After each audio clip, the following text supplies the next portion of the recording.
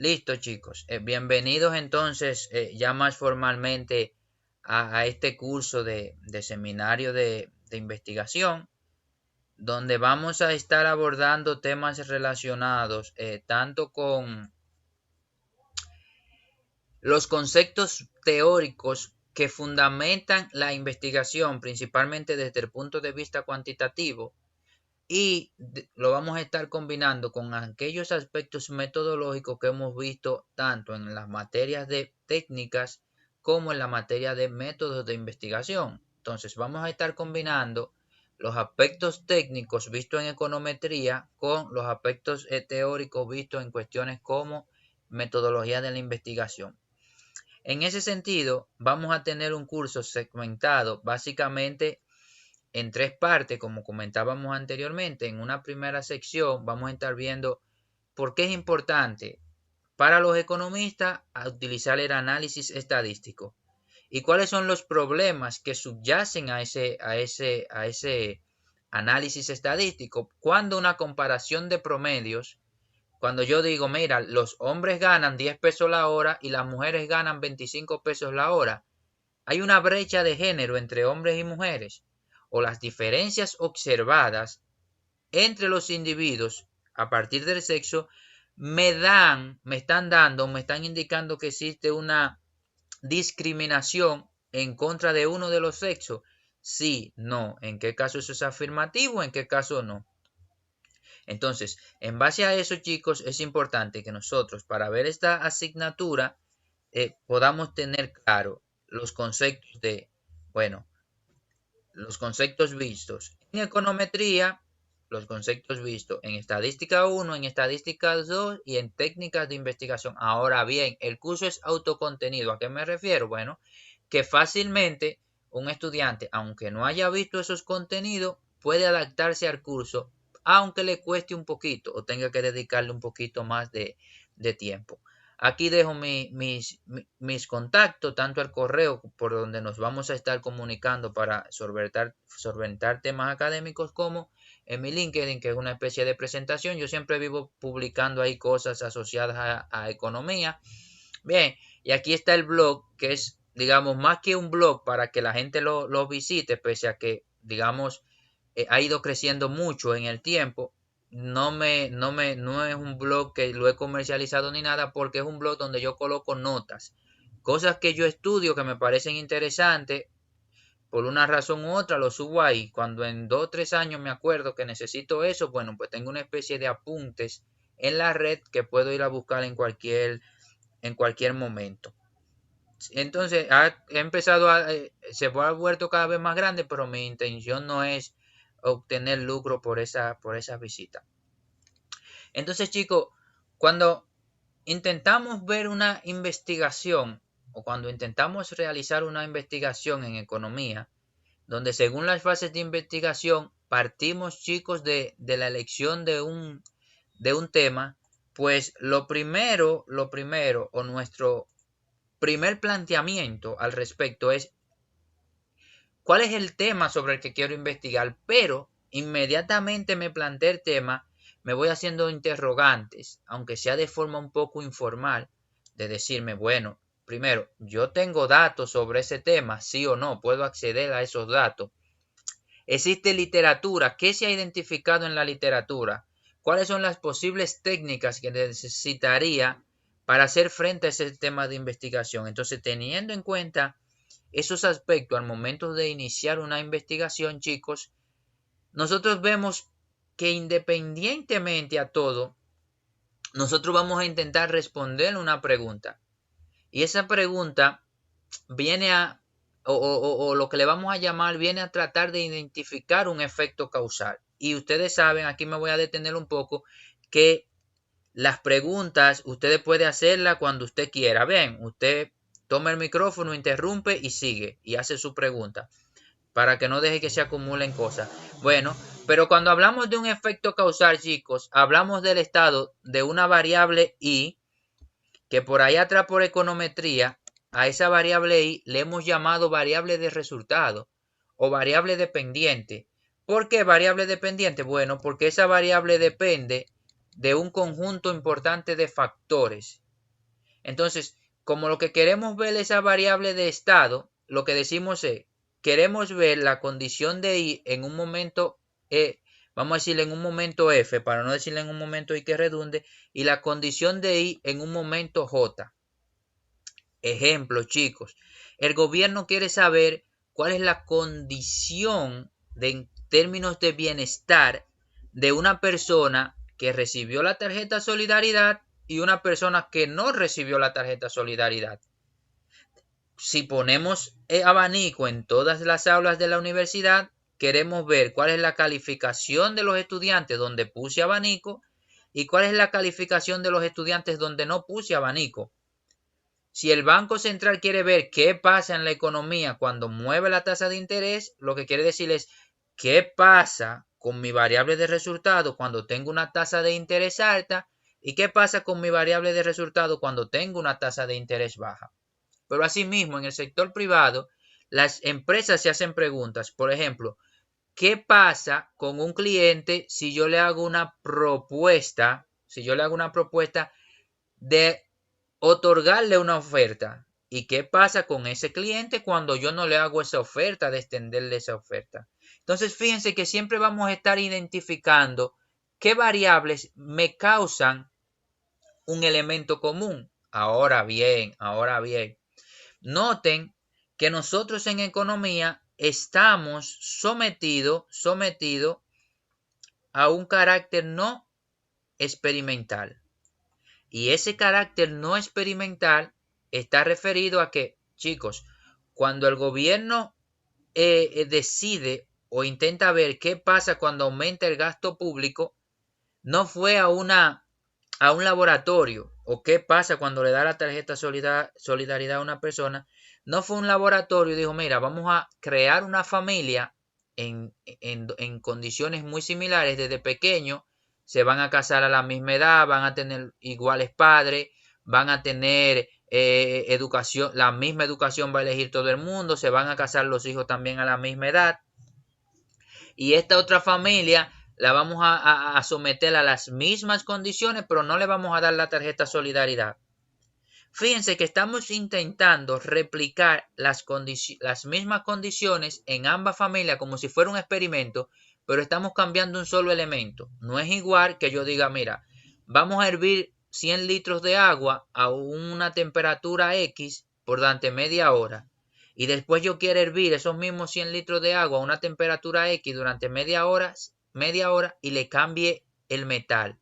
Entonces supongan que en el primer experimento utilizo aluminio y veo la condición de I, que es que tardó 30 minutos en hervir el agua. Y en la segunda uso hierro o cobre y tardó 15 minutos en hervir el agua. Entonces yo entendería que la diferencia en el tiempo que ha tardado la variable, ¿a qué se debe? Al hierro. Porque el hierro es lo único que hemos cambiado. Pero ¿qué pasa cuando yo tengo una programa Solidaridad que se los doy a una familia y a otra familia no se lo doy? Bueno, que esa familia está sometida no solamente a si recibió el programa Solidaridad o no. Algunos recibieron, qué sé yo, una oferta laboral y la aprovecharon. En una familia los muchachitos salieron un chin más inteligentes que los otros. En otra familia salió un muchachito que lo que le gusta está calibrando motores y no le gusta mucho aplicarse en la escuela ni busca trabajo. Entonces noten que los factores en economía, fíjense que esta es la peculiaridad. ¿Qué son esas peculiaridades, chicos? Dificultades ¿para qué? Para identificar efectos causales. Noten que lo que estamos buscando es a quién echarle la culpa de algo. ¿Por qué? Porque ahí se movió de un estado a otro y no sabemos por qué fue. Cuando hicimos el experimento, controlamos todo se mantuvo igual y solamente modificamos un único elemento. Ah, claro, ahí es fácil decir que fue por el hierro que se modificó mi variable. Ahora, pero cuando yo le doy una tarjeta Solidaridad, no puedo decir directamente que fue la tarjeta Solidaridad que produjo un cambio en el estado de bienestar de la gente. ¿Por qué? Porque yo tengo factores como el crecimiento económico. No es verdad que si hay una crisis, por más tarjeta Solidaridad que tú des, la gente va a mejorar su condición de vida. La capacidad de absorción de esa mano de obra por parte del mercado laboral Hay factores no observables como el amor a la lectura, el tiempo dedicado a la familia de los hogares, el consumo de alcohol de esos hogares. Entonces, en economía, tú tienes un montón de factores que se están incidiendo sobre una variable, pero nosotros queremos encontrar el culpable de algo. Por eso, cuando estudiamos el bienestar, pese a que el gobierno sabe que el bienestar no solamente lo determina si tú tienes o no una tarjeta solidaridad, tiene que tener, si tiene luz en la casa, si tiene una fuente de contaminación cerca. Hay un montón de factores que inciden sobre el bienestar, pero ¿cuál es que le importa al gobierno? Bueno, el gobierno le importa ver el efecto asociado a la tarjeta solidaridad de manera individual. Pero adicionalmente a eso, otra peculiaridad que dificulta el identificar efectos causales es que en todo esto interviene la conducta humana, chicos. Entonces, muy fácilmente tú tienes dos familias con idénticas condiciones, bien, la misma edad, los mismos hábitos de lectura, todo, pero que simplemente una familia decidió comportarse distinto y tomar la tarjeta solidaridad para negociarle con un colmado y bebérselo de romo. Y otra familia toma la tarjeta solidaridad y hace un ahorro, manda a los niños a la escuela y la utiliza como herramienta para echar para adelante. Entonces noten ustedes que esa conducta humana que es situacional va a cambiar en función de la conducta y no se puede modelar ni se puede anticipar. Nosotros sí podemos predecir promedios, es decir, conductas en promedio, pero siempre va a haber conductas particulares difíciles de predecir y eso también dificulta el trabajo que vamos a hacer en cualquier investigación para poder identificar efectos causales. Adicionalmente, noten que cuando yo hago un experimento hay una situación que yo creé. Yo dije, vamos a buscar una olla, vamos a hervirla durante un tiempo y vamos a ver cuánto crea. Yo no necesito ir caminando por ahí que por suerte de la vida me encuentre con esas mismas condiciones. No, pero nosotros en economía, chicos, no podemos decir, vamos a generar una crisis a ver cómo reaccionan los hogares en la economía, sino que nosotros somos observadores pasivos de la situación económica que se está generando. Como somos observadores pasivos, entonces estamos sometidos a la regularidad de los hechos. Necesitamos esperar a que el hecho se produzca para poder estudiarlo. Entonces noten que como nosotros estamos buscando un culpable, cuando el hecho se produce muchas veces, entonces en esa regularidad yo puedo identificar qué cambió aquí. Bueno, aquí cambió un poquito la inflación, que estaba un poquito más alta, para asignarle causas a esos elementos. Pero ¿qué sucede? Que rara vez un suceso social se repite dos veces con total, digamos, replicancia, es decir, que sea totalmente idéntico. Siempre hay un factor u otro que falla. Y por último está la dificultad para medir ciertos procesos y ciertas clasificaciones, además de que esas mediciones cambian en el tiempo. En física, un metro es un metro hoy, mañana y siempre. Bien, ahora en economía, el tipo de cambio, ustedes saben, es uno hoy y es uno mañana. Y por eso ustedes ven que existe en economía una cantidad enorme de clasificaciones. Y ustedes ven que tenemos el PIB nominal, el PIB potencial, tenemos la inflación subyacente, la inflación no subyacente, la inflación transable, la inflación no transable. Tenemos un montón de medidas para ser un poquito más precisos. Ahora, ¿qué vamos a intentar, chicos? Aún con todos esos inconvenientes, nosotros vamos a intentar identificar efectos causales. Ese es el objetivo de esta primera parte del curso, tratar temas relacionados con la identificación de efectos causales a partir de las metodologías económicas tradicionales o que hemos visto a lo largo del curso hacia atrás. Entonces, ahora, ¿qué vamos a utilizar para eso? Bueno, vamos a hacer una investigación. Y la metodología es la que me va a dictar el conjunto de procedimientos que yo necesito seguir o llevar a cabo. ¿Para qué?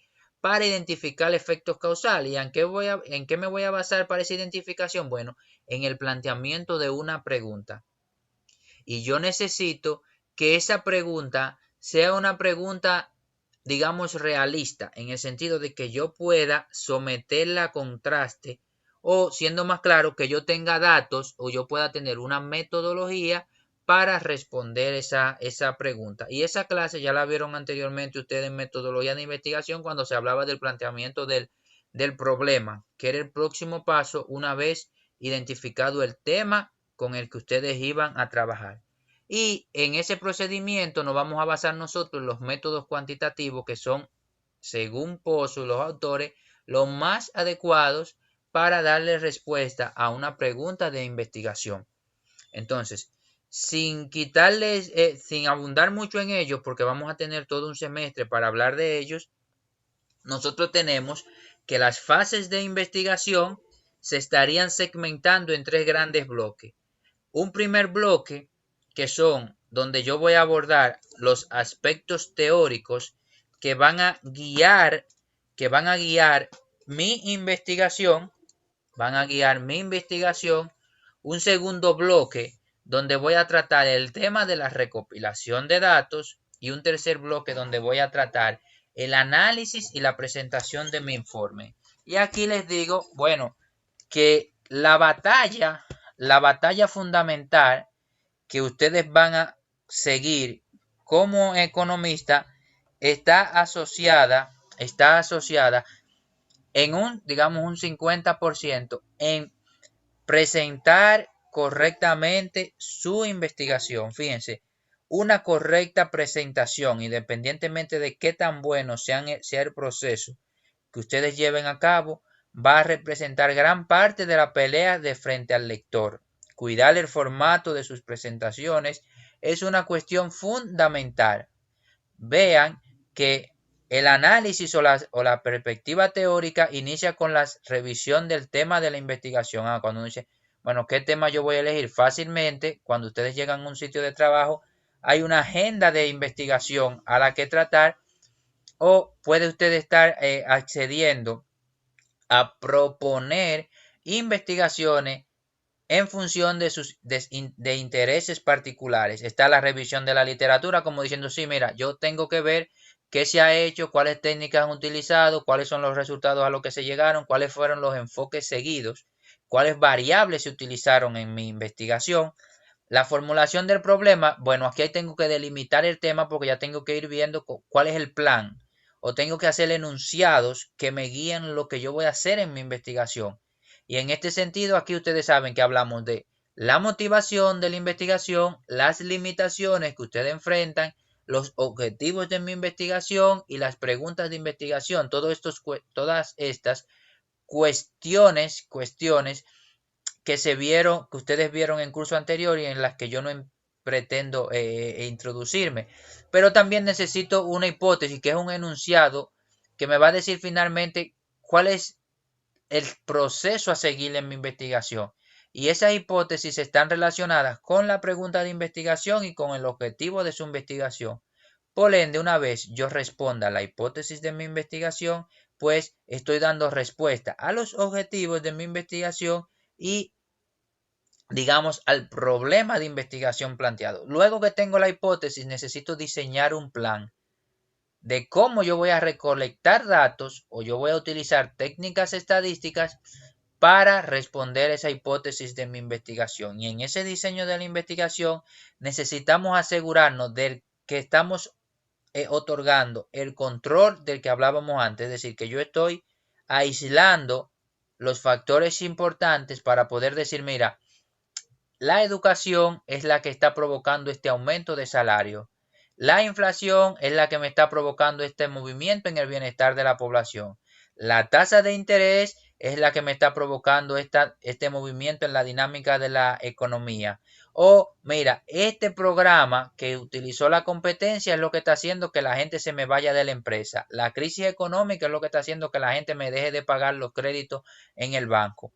Entonces, fíjense que siempre tenemos una pregunta de investigación, pero necesitamos aislar para saber cuáles factores son relevantes y cuáles factores, chicos, no son relevantes. Entonces, en ese proceso de aislamiento, yo necesito especificarlo acá en el diseño de la investigación. Luego está la muestra y la recolección de datos. Yo tengo que ver cómo obtengo datos para usar mi investigación. Todo este tema yo intento resumirlo en esta primera parte del curso, aunque ya tienen 2 materias donde han visto esto en detalle, y yo intento concentrarme aquí En el análisis de datos, bueno, principalmente en técnica vemos Excel y aquí en seminario vemos R.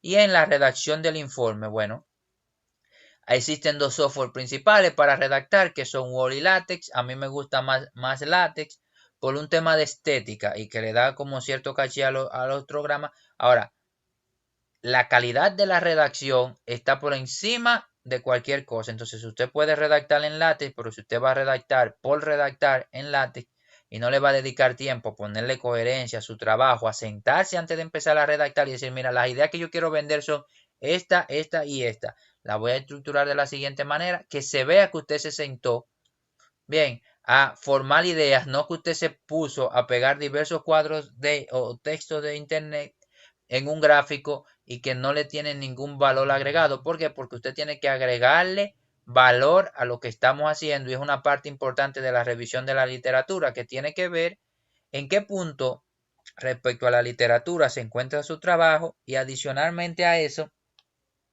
en qué aporte, ya sea teórico o práctico, usted va a mejorar la literatura existente. Entonces, chicos, más formalmente, vamos a utilizar un ejemplo para intentar ver esto del problema del contrafactual. Yo siempre utilizo el ejemplo del salario. Este año lo voy a cambiar porque seguro en las clases del año pasado están ese ejemplo para que no lo vean tan repetitivo, pero como están grabadas, fíjense, yo quiero ver qué pasa con una variable determinada. Yo quiero ver qué sucede con una variable determinada. Y como quiero ver qué sucede con una variable determinada, yo intento ver, imagínense que nosotros intentamos ver qué sucede con una variable de resultado.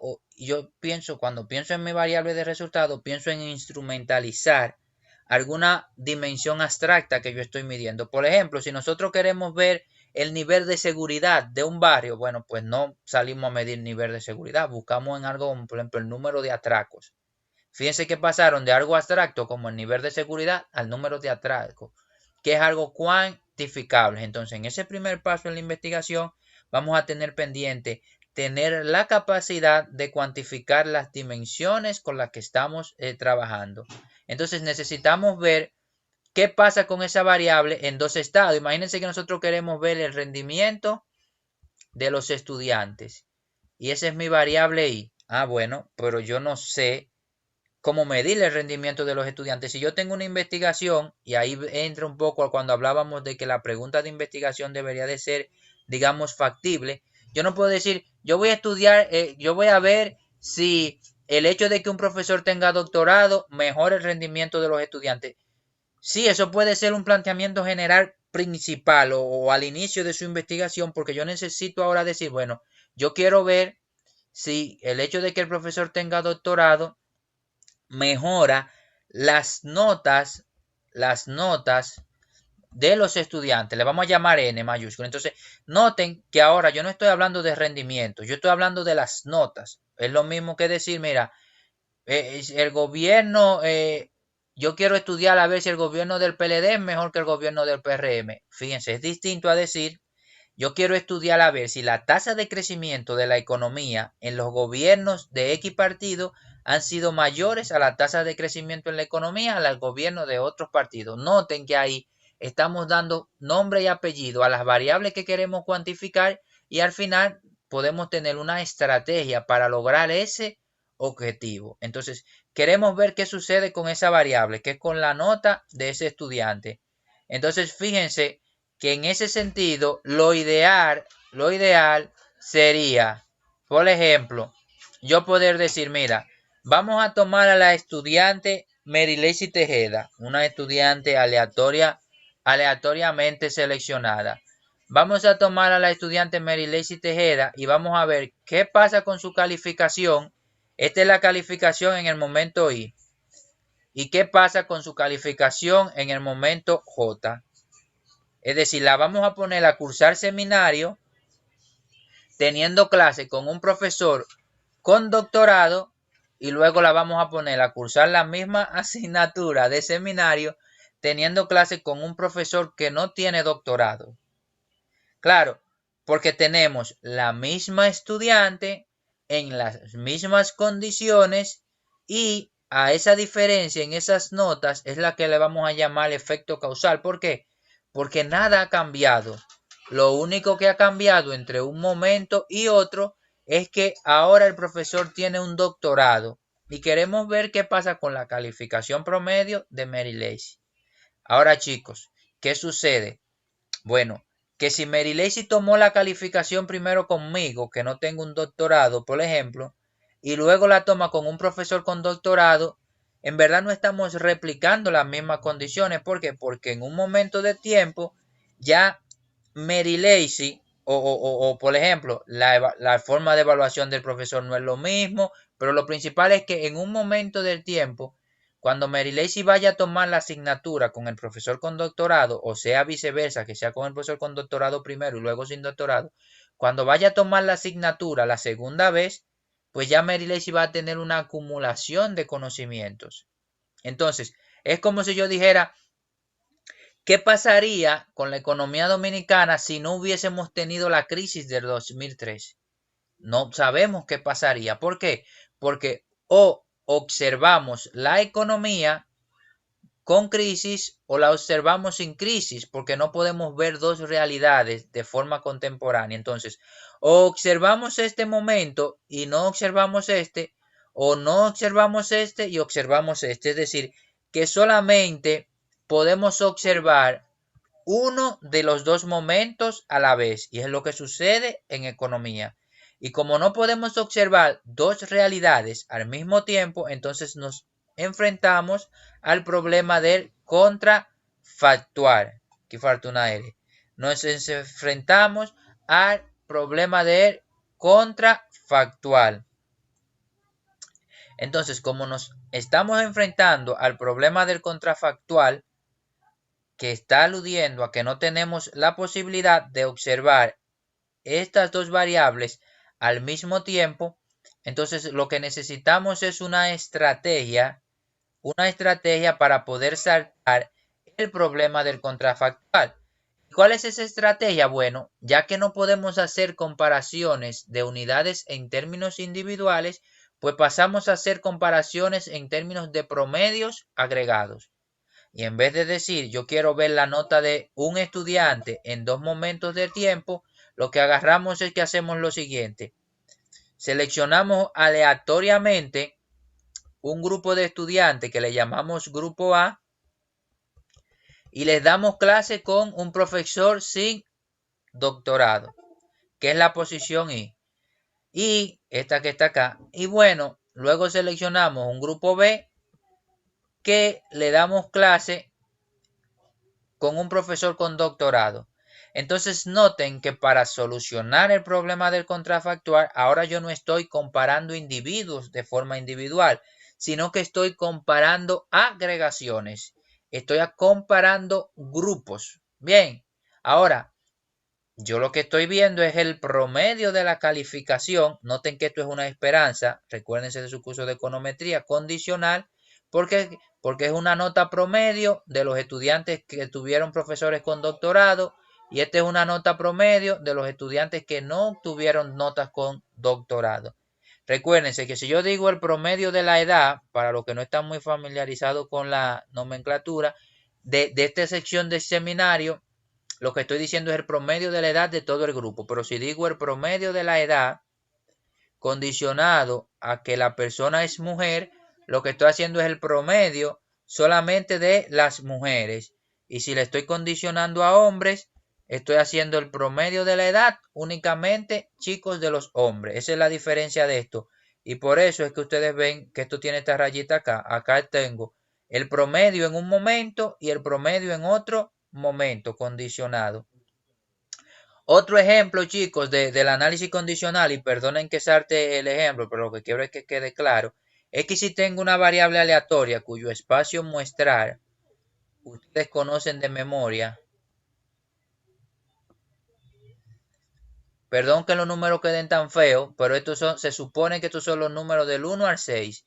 ¿Y qué sucede cuando eso? Bueno, cuando yo lanzo un dado, voy a obtener una de esas caras. Entonces, si calculo el promedio de esa variable aleatoria X, de esa variable aleatoria X, lo que estoy diciendo es, bueno, 1 más 2 más 3. Ustedes saben calcular ese promedio y lo divido entre 6. Ese es el promedio normal. Entonces, si digo el promedio de X condicionado a que X es par, ya yo sé que el resultado del dado va a ser par.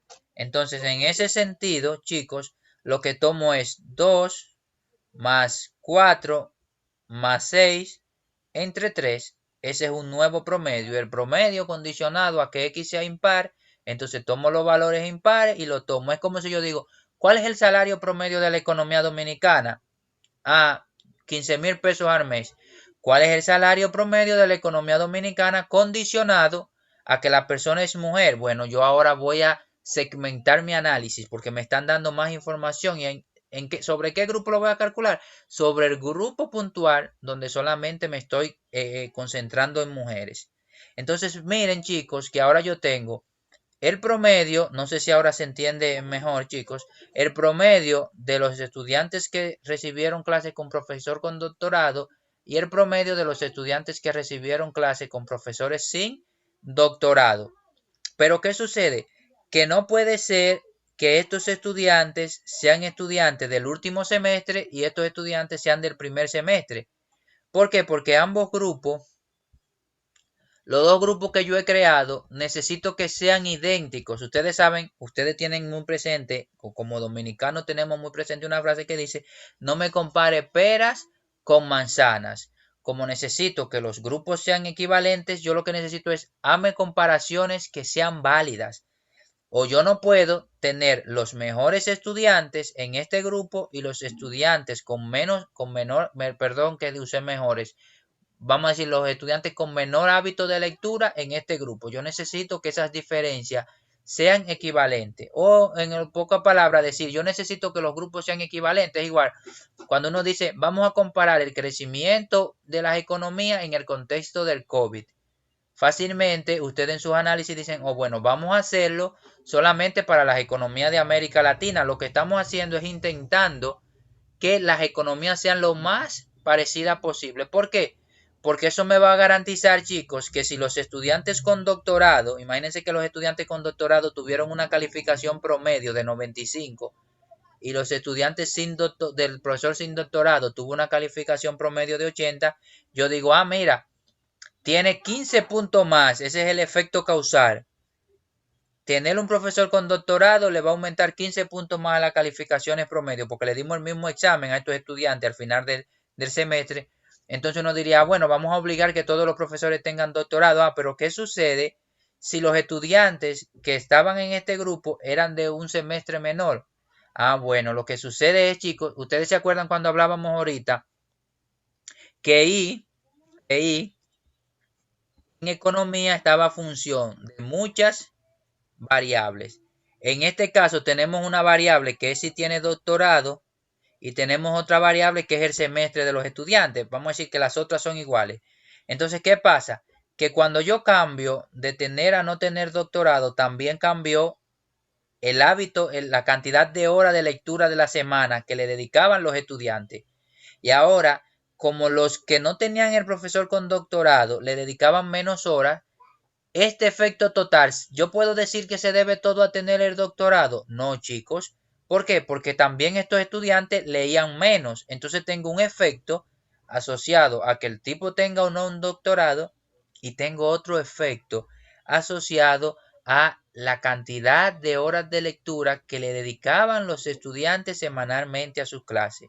Entonces, teniendo en cuenta esos aspectos, a eso es que se refiere, o a eso era que nos referíamos ahorita, chicos, cuando te decíamos, necesitamos que los grupos sean comparables y necesitamos adicionalmente poder garantizar el control de las observaciones. ¿Por qué? Porque lo que nosotros necesitamos saber es cuál es el efecto, a pesar de que hay un montón de variables que inciden sobre ahí, pero también necesitamos saber cuál es el efecto asociado a que una persona tenga o no doctorado. Entonces noten que como yo tengo un cambio, el salario, por eso, para yo tener esas variables en control, lo que yo hago es que la agrego al análisis.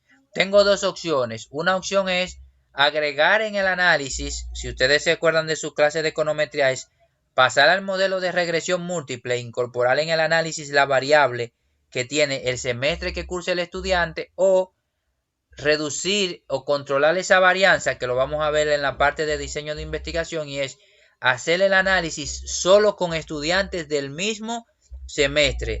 Vamos a tener dos grupos y todo, pero vamos solamente a elegir estudiantes del mismo semestre, y eso me va a brindar la posibilidad de yo poder controlar explícitamente esa variable y decir que la diferencia que estoy observando se debe exclusivamente a que el profesor tenga o no tenga un doctorado, y no se deba a los hábitos de lectura asociados con esos estudiantes.